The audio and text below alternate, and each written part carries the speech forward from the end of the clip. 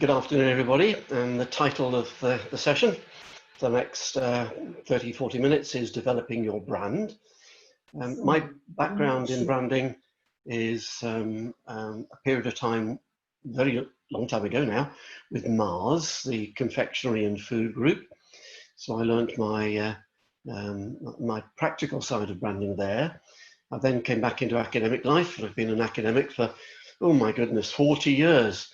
And one of the areas that I've specialized in is branding, particularly corporate branding and corporate reputation. Thank you for your questions. I'm going to hopefully answer as many of those as I can as we go along, and there's an opportunity obviously to ask questions as we go. So this is today's menu. First of all, why bother with branding, but why is it important? What is branding and what isn't branding in my opinion? And really looking at three particular topics within the area of brand associations or brand imagery: sincerity, competence, and status. And I've also been referring to them as trustworthiness, competent, and prestigious. There's all sorts of adjectives or personality traits that we associate with businesses and brands that we like. And I'm going to focus on that aspect of branding today. I'm also going to be talking a little bit about some of the research that we've been doing in the last 2 years about what particularly SMEs are doing about projecting their brand to the marketplace. So why bother in the first place? I think it's important to recognize first and foremost that being different in any market makes business sense. If you're an economist, if you're a business strategist, differentiation seems to be the key. Why? Because if your product or service is unique, it reduces or even eliminates price competition. So unless you're an Audi, a Lidl, or a Ryanair, and you're the lowest cost provider in the marketplace, which would be a bit unusual for an SME, then you've got to find some other way of competing other than price. And if branding then allows you to create differentiation in the market, particularly a unique brand, then means your price competition, if it exists, is reduced. So bluntly, successful branding means more profit. Branding is often confused with other things, and I want to have a quick run through three of those. First of all, design. There are three logos in front of you. One partially hidden by a blue box. That's not an error on your screen. That's deliberate. And you're going to be looking at that and you're going to be deciding what's hidden behind the box, and you've probably already got it right. Enough of that. Move over to the left-hand side, the FedEx logo. And some design companies will try and argue quite strongly that a logo is equivalent to your brand. It projects your brand to the marketplace. Well, it can help, in my opinion, but let's have a look at the FedEx one as an example.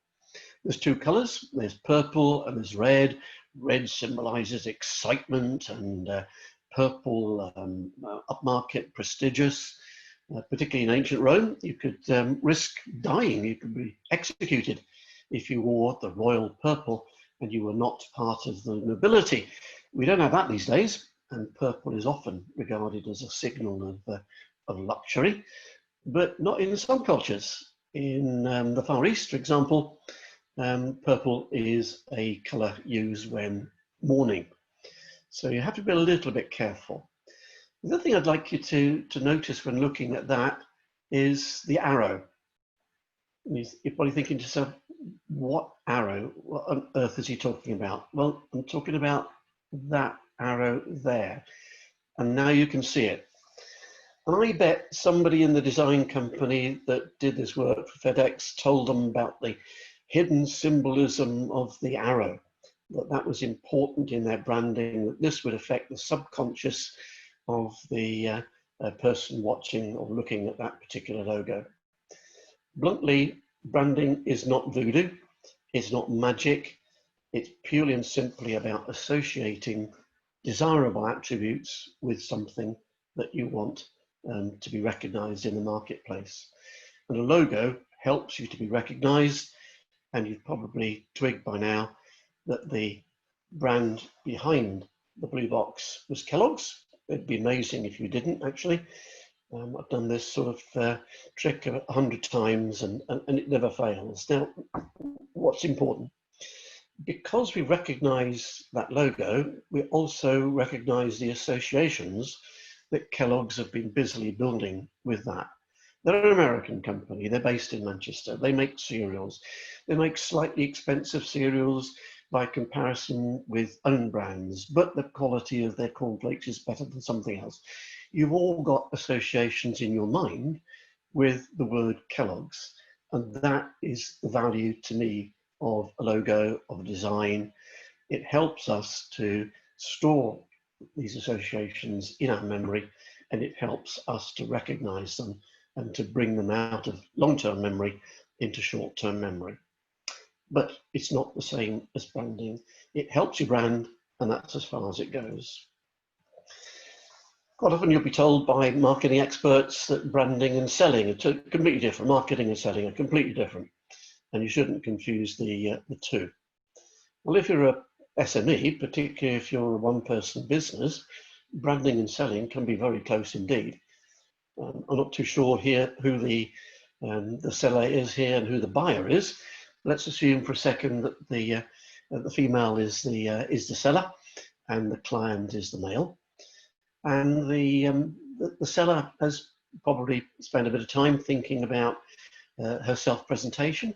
She might not be aware of the research that says that if you wear glasses, note that I'm wearing glasses, you're more trustworthy than if you don't wear glasses.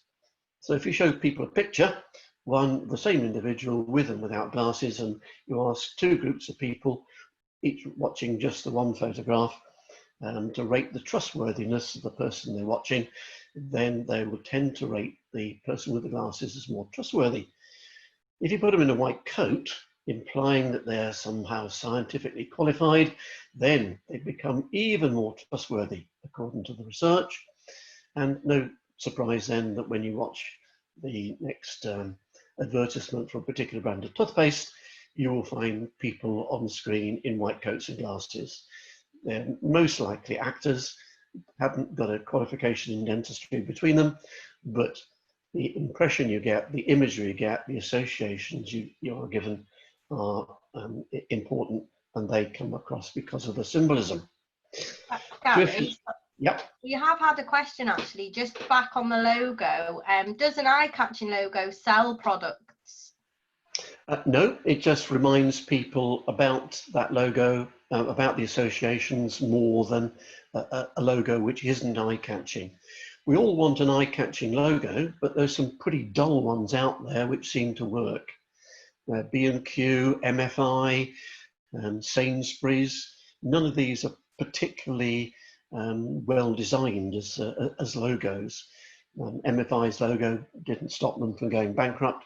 Sainsbury's logo, not particularly nice to look at, but very good for reminding us of what Sainsbury's stands for. So, last point on this slide, to remember, if you are a single person business, and even if you're a small business and you front for that business, that you, in effect, become the brand. Your own personality, how you personify the organization, and then will almost certainly become, or certainly will influence the imagery of your organization. So be careful how you present yourselves and what you say about yourselves, which is what I'm going to be focusing on today a lot. Advertising. Yeah, when I learned about branding and marketing, it was drummed into me that television advertising was God's gift to the marketing era. And that started in around the 1960s when commercial TV started. And by the 1990s, virtually every fast-moving consumer goods company was spending a bucket of money on media advertising.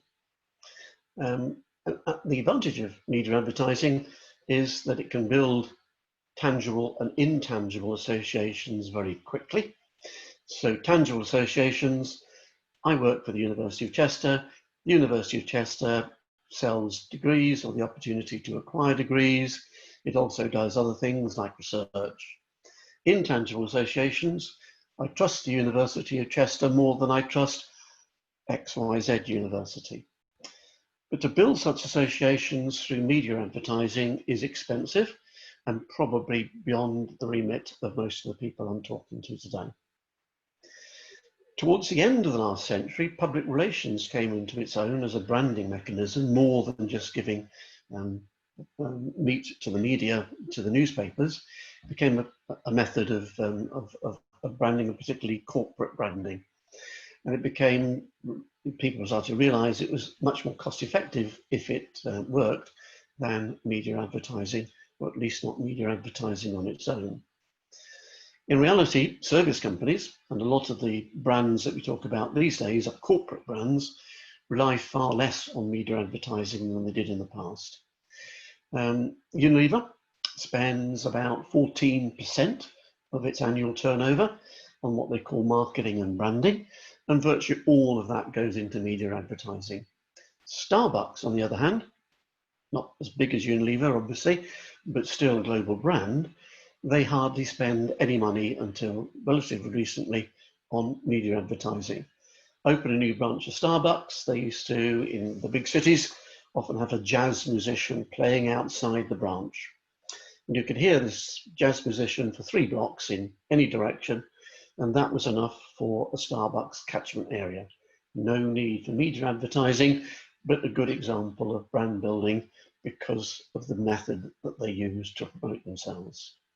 Social media, a couple of questions about social media.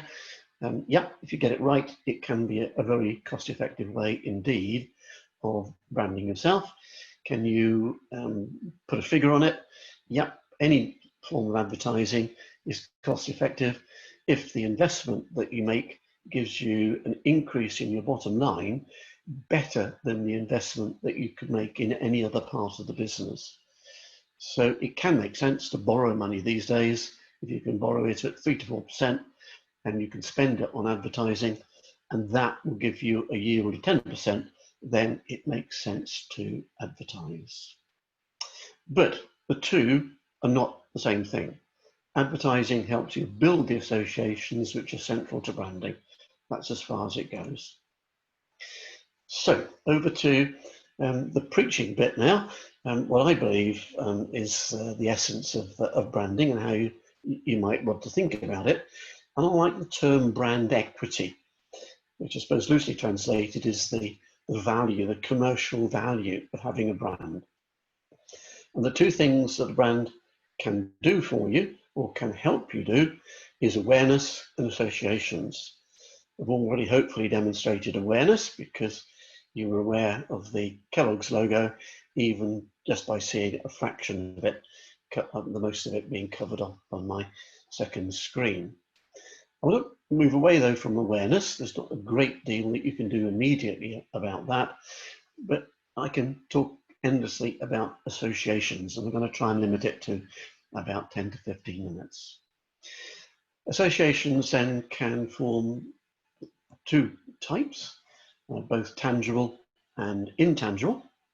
And again, I want to focus on intangible associations, things that you can't easily measure, see, touch, smell, taste. And I'm going to leave all the tangibles to yourselves because you know what your businesses are really standing for better than I do. I want to introduce you to a bit of theory, and it's called the Stereotype content model. And this isn't a bunch of academics and students at the University of Chester. This is a picture of prehistory. And the theorists from the States who came up with the Stereotype content model were interested in explaining why so often in business and social science in general, we explain why we like things or we don't like things using words like trustworthy and competent. And they surmised, or they've argued, that we inherited this from our ancestors way back in the cave age. And we did so because back in those days, it was important that when you came across a new group of human beings, that you judged them appropriately, that you judged them for being how trustworthy they appeared to be and actually were, and how competent they were. Now, you wouldn't know these people, they come out of the blue, and you've got to judge them for how trustworthy. Why? Because if they're not trustworthy, they may want to do you harm. They may want to steal what you've got. And if they're competent, they are then competent enough to do you harm. So spot the group of strangers. They look trustworthy, they look untrustworthy rather, but at the same time they look competent. You run, you run. If on the other hand, this other lot look trustworthy and competent, well, maybe we could start making friendly noises towards them because they could be some use to us. And the theory goes that only those who survived that era in our history then were the ones that could make these judgments correctly and successfully.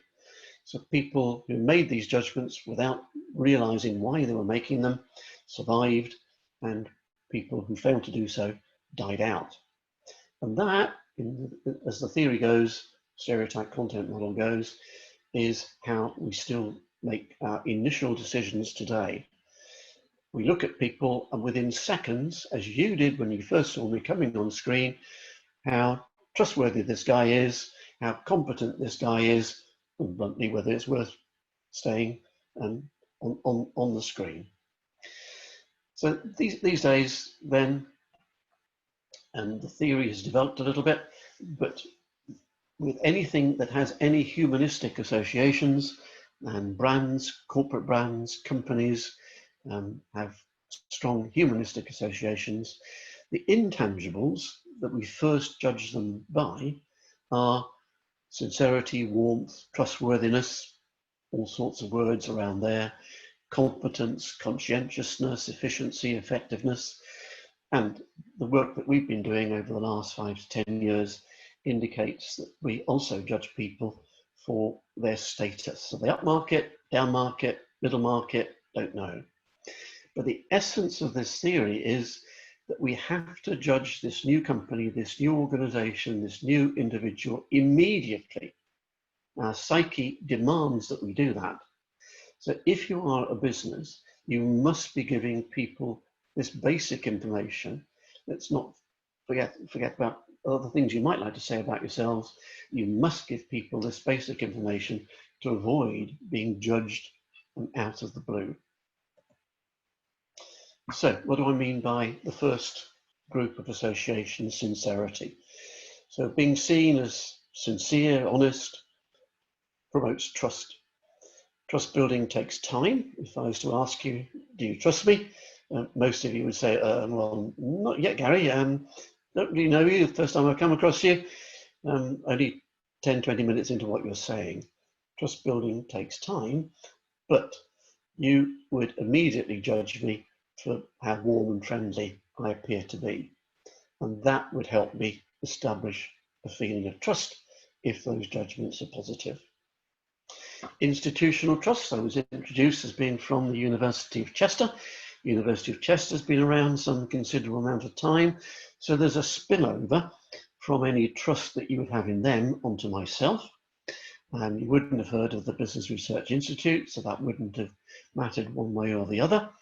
But institutional trust is important because we believe, intuitively, straight away, that if a business has been around for some time, that it must be okay. There can't be a load of rogues, otherwise they'd have been found out by now and have been drummed out of business.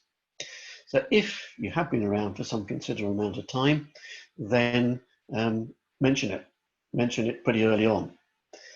A few of you already said, well, I even started my own business, and you're probably a little bit worried about it, but there's other ways that you can build that.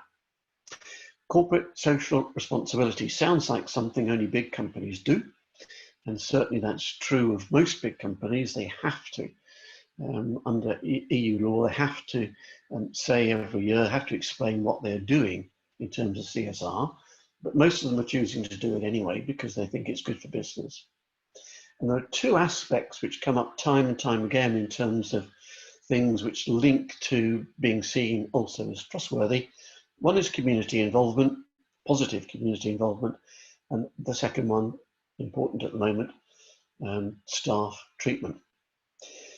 Community involvement. I can best illustrate it by talking about a company called the Strawberry Pig.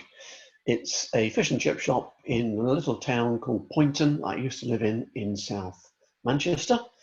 And unusually, when I first spotted this company, outside the fact that they sold fish and chips, they would sponsor prizes at the sports day for the local school. They were obviously pretty involved in local charities. I thought, what on earth has this got to do with selling fish and chips? But clearly that gave them a bit of leverage in the local community, and very soon, in a village, tiny village, maybe tiny town that had 3 fish and chip shops, they were the newest, they became the most popular. Staff treatment is important for 2 reasons. How you treat your staff can get out into the community, particularly if you're a local business, and what staff think about you is important because they can transmit that to your customers. If your staff don't trust you, bluntly, then why should your customers? And if your staff don't trust you, it may become pretty obvious to your customers as well. So ask your staff tomorrow morning or this afternoon, if you have a lot of staff, do you trust me? And you might get some quite interesting answers. Endorsements, online ratings, customer reviews.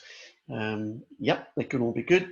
Be careful of the customer reviews. Sometimes they can look a little bit overblown, a little bit as if you've written them yourselves. Don't go overboard with them, but clearly independent endorsements can be worth their weight in gold. Associations, we supply to X, so we must be okay.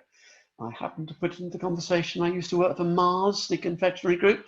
That was no accident. That was no accident. That was me hoping to get a bit of trust out there. Competence. Well, I've not mentioned my qualifications. You would assume perhaps that I've got a few, and you'd be right. And it's interesting in the work that we've done on small businesses, how many of the business owners are mentioning their qualifications as part of their website, particularly in that section of the website called Who Are We? Qualifications, there was a gentleman actually won a Nobel Prize for his work on signalling, and he pointed out that one of the ways that we signal to prospective employers, to members of the public, to friends, to whoever, is through the use of qualifications. When you take on somebody, you have a look straight away for their qualifications. Do they have maths and English O-level? Having English O-level doesn't necessarily, of course, prove that they can spell, but we assume that it might give us some indication. So off we go and we employ this person because of their qualifications, because that's a signal of competence. Awards. Has your company entered? Have you personally entered for any awards? Have you been successful? University of Chester, through the BRI, runs the High Sheriffs of Cheshire Awards every year. About 14 categories. Lots of happy prize winners, not so happy people that didn't manage to make it to the #1 in their category. But have a look at those sort of things. Chamber of Commerce runs them. Different organisations around the UK run them. You want to put that on your letterheading, on your website. Yep, that can be quite a good signal of competence. Then the words you use, the language you use. Do you talk about yourselves, or do you give evidence of being efficient, effective, and reliable? Yep, there's 1 or 2 techie people in the audience, and they're perfectly used to talking about British standards and other kite mark type signals to the marketplace. Most of us think that we need to signal quality, that we are a quality business, but the definitions of quality don't help us a great deal. Fit for purpose is one definition of quality. Okay. Meeting or exceeding expectations might be a better one, because that's quite useful in the services sector. Now, how about consistent? What we do so with a view to providing a consistent level of quality. That sounds like a good way of doing it. We all make mistakes. Do you rectify them? Do you do it quickly? When you make errors, which are even the bigger mistakes which have affected your customer base, are they acknowledged? Do you take responsibility for them? And do you offer compensation? Status. Also, when we've been looking at what companies, small companies are doing, some of their owners are not only telling us they've got a degree, they're telling us which university they went to. And universities spend an awful lot of time and money trying to convince the marketplace that they are pretty reasonably high status operations and organizations. How good they are in reality is sometimes highly variable. What organizations do you belong to? Do you have a membership of a professional organization? Are you a leading light in that professional organization? Where are your premises? If you're a lawyer, I think one of you out there is a lawyer. Are you in town, out of town? If you're in town, which part of town? These can be important. They can also be, as the car you drive, an indicator of price. My son runs his own business. I was teasing him recently because he switched cars from a Mercedes to a brand new Range Rover, and I'm wondering how he can afford it. And he reckons it's good for his business because he likes to position his business reasonably upmarket and charge high amounts of money. But be careful with these status symbol signals. The brands you associate with personally. I was a bit embarrassed when a couple of minutes ago I realised I'd put on a shirt with a whacking great big brand on it. So you're not seeing the below my throat level, just in case it embarrasses me. How you speak. I'm clearly not from the Northwest, I'm from the Southeast. Does that impact you? Does that give you an impression about me one way or the other? The prices you charge will clearly indicate something about your position in the marketplace. The language you use. Do you put words like prestige or prestigious in the blurb that you write about yourselves? And if you sell other people's products, other people's services, what are the connotations of those particular brands? If you sell upmarket brands and you feature particularly the upmarket brands in what you say about yourselves, then you are signaling status to the marketplace. So Business Research Institute, the sort of things that we get up to at the moment. We're doing interviews and analysing the websites of micro enterprises, businesses smaller than 10 people in the UK and China. And we are content analysing the who we are sections of a large number of websites in both countries. What's interesting and perhaps a little bit worrying for micro enterprises is that most focus on competence. And that seems to be what their position is in describing themselves, that they should focus on that and perhaps very little else when talking about themselves. They tend not to signal status at all, and that gave us the excuse then to focus on status in the next round of our research to see whether status signaling actually is good for businesses of micro enterprises. Trust, warmth, sincerity type messaging fell significantly below competence type messaging in both countries. And that's really worrying because all the research I've ever come across suggests that trust is more reliable in terms of building business, retaining business. One of you asked me about how you retain existing customers. Keep convincing them that you're trustworthy. When going out and looking for new customers, these are the three signals: trustworthiness, sincerity, warmth, plus competence, plus status. Find some way of signaling that to your potential clients, and you'll find that they're more likely to be interested in you than if you focus on something else in your repertoire. So, some quick wins for you. Last couple of minutes of the formal presentation, then over to you for some awkward questions. Remember, please, if you are a small business, you are the brand. Your personality, what you associate with, how you present yourself, your interests, the people that you associate with, the organizations that you associate with, and all of this then is an opportunity for you to communicate who you are, what you stand for as an organization, as well as you personally. Awful lot of research that suggests even larger organizations that the image of the leader dominates the image of the organization. Our own research was into political parties, the relationship between the image of the person heading the party and the the party itself. And we did this research around about the time of the Second Gulf War and Tony Blair's image and how that was influencing the image of the Labour Party and why they dumped him, the most successful Labour leader of all time. And they dumped him because his personal reputation was diving and they didn't want that to influence the image of the Labour Party. So please be concerned if you do front for your organisation or the person that does front for your organisation, have a real good look at how they project themselves. So if employees trust you, then this will spill over onto customers and market to your employees first. We've done an awful lot of research, thousands of interviews. Well, that's better, moving the screen up the top. Marketing to your employees first is a great way of marketing to your customers. The theory behind this is a delightfully phrased expression, emotional contagion. If your employees, your frontline employees, are people dealing with customers, if they are positive about you, if they are enthusiastic about your business, that is going to spill over onto your customers. It's worth about a growth rate of 14% per annum that we found. If your employees are more positive about your organization than your actual customers. Let me say that again.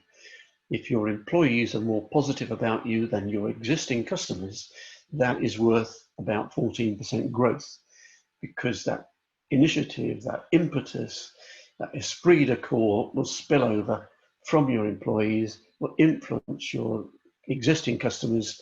They will tell other people. New customers coming in will be positively influenced.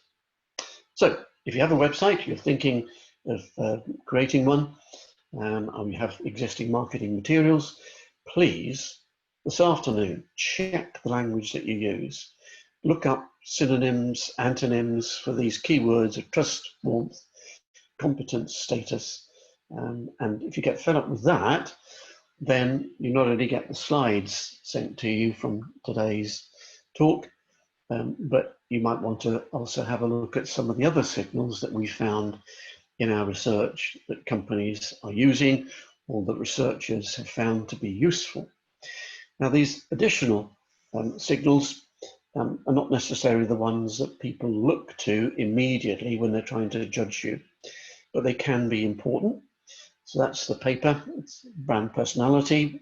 We use the term brand personality instead of brand image to emphasize the fact that a lot of the words that we use to describe companies like trustworthy, like competent or conscientious, are the same words that we would use to describe human beings. So this idea of brand personality is almost the same meaning as brand image. Let me give you an example. I was being interviewed a couple of weeks ago by a Portuguese university, and the topic of tourism came up. And how did I see Portugal's future potential in the British market once lockdown and other things that are affecting the tourism industry start to go into reverse. And I pointed out that I'm not an expert in tourism, for heaven's sake, but clearly the incidence of coronavirus in Portugal and the deaths from it are much lower than they are in other countries, Spain, for example. So one of the things that travel and tourism companies may wish to be marketing in the current era and going forward is whether or not you're safe, and words associated with safety. People are not going to jump into cruise ships unless you convince them that they're safe to do so. They're not going to travel abroad unless you can convince them that it's safe to do so. There's all sorts of words around that. So positioning yourself as a travel and tourism organization that can advise people, that knows what's safe to do, and can select those holidays that are safer than others, might be a good point of differentiation. But please have a look at that paper and see what you think. So that's all I've got to say today. If you've got any questions, I'm sure there's a way that I can hand back to Emily, so I We think I've have clicked. actually, yeah. I Yeah. have already. There we go. Brilliant. Brilliant. So yeah, we've had quite a few questions, lots of engagement in the chat between just the businesses themselves, which is really good to see. One of the questions we've had is, how does vibrant packaging affect sales? Brilliant. I've just finished a project with British Salt and part of the Tata Group into the development of a new brand. And as you might expect, we measured the brand imagery by putting the packaging in front of people and asking them to rate it for trustworthiness, sincerity, warmth, competence, prestige. So you can have a look at the product if you like. It's on sale at the moment. It's an iodized salt, and it's available, I think, only online at the moment. It hasn't gone into the supermarkets. So we tested it by looking at, first and foremost, what was the symbolism associated with the packaging.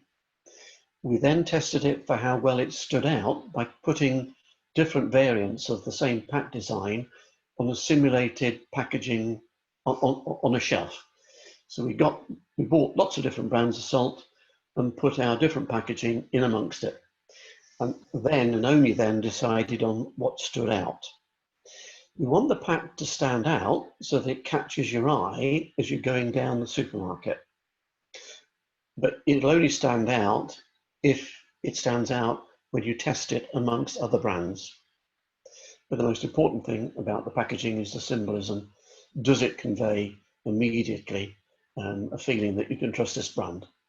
And we've used the word British quite prominently on our brand of salt because the research said that if we said it was British, people would trust it more. Right. What was the brand of salt? Are we able to know It's that? British salt. That's what it's called. Oh, right. Okay. There you go. So that was another question. What was the brand of salt? We've also had a question from somebody who's just starting out in business and would like to know how they stand out in a saturated market. So they're just starting out as a florist and they'd like to know how to stand out in that saturated market. Florist, I wish I had the question a month ago because it would have been easy for me to answer. I wanted to buy a bunch of flowers for my daughter to thank her for looking after me for the last 8 or 9 weeks. I couldn't find a florist in Wilmslow where she lives. Eventually I found one, only one that was actually working online. Great conversation with them. I was one of the few people that had found them. So clearly there's a market at the moment for being an online florist. So that's a tangible, that's something which sets you apart. But everything else that I've talked about, have a look to see what other florists are saying about themselves online. Have a look at the words that they're using and filter it through the warmth, competence and status words that I've been using. So you can stand out because you offer something different from a tangible point of view, or you can be in some ways more supportive, more empathetic. There's lots of reasons at the moment why people buy floral tributes to their loved ones because they've passed away, and it would be nice maybe to come across as somebody that's particularly empathetic and who specializes in that type of market. Tricky one to communicate. Tricky one to communicate. Yeah. Okay, but thank you. Some good tips there. Also, have you got any tips for somebody who's struggling to come up with their business name? Good idea. There are computer programs, believe it or not, that you can use that will come up with a random association of letters and which seem to make a word. Don't worry too much about it. MFI stands for what? Emily, come on, quick. What does MFI stand for? Mullard Furniture Industries. You didn't know that. You didn't know that. And MFI, when they existed, nobody knew that. They just built an association for cheap and cheerful furniture around those initials. Same for B and Q. I can't remember what the B stands for, but Q stands for quail. again, who knows that? Who cares? So maybe start off with your own name, your own nickname, your own initials. Doesn't matter. Doesn't matter. What matters is building associations around that name.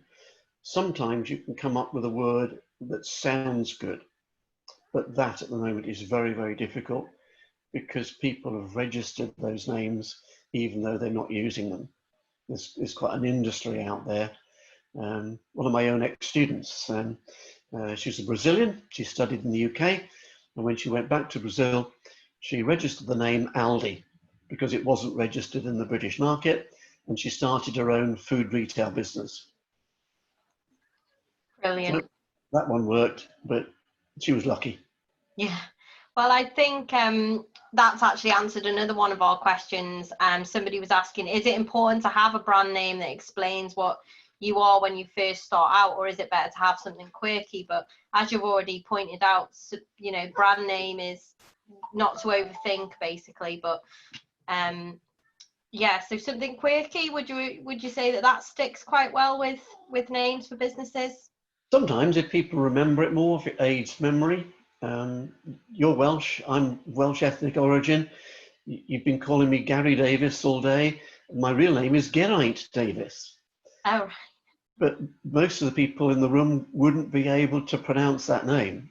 So I chose the name of Gary Davies early on. Unfortunately, it's the same name as a Radio 1 or an ex-Radio 1 disc jockey. And his strapline used to be, "Woo, Gary Davies." And if I had a pound for the number of times my students have come out with that, I'd be a very rich man. So yeah, there's all sorts of things that can be in favor of your brand name, but ZZZY, GD, why not? Why not choose that one as your brand name? Brilliant. As good as any, as good as any. And worry about building associations with it rather than the symbolism that might be with any particular brand name.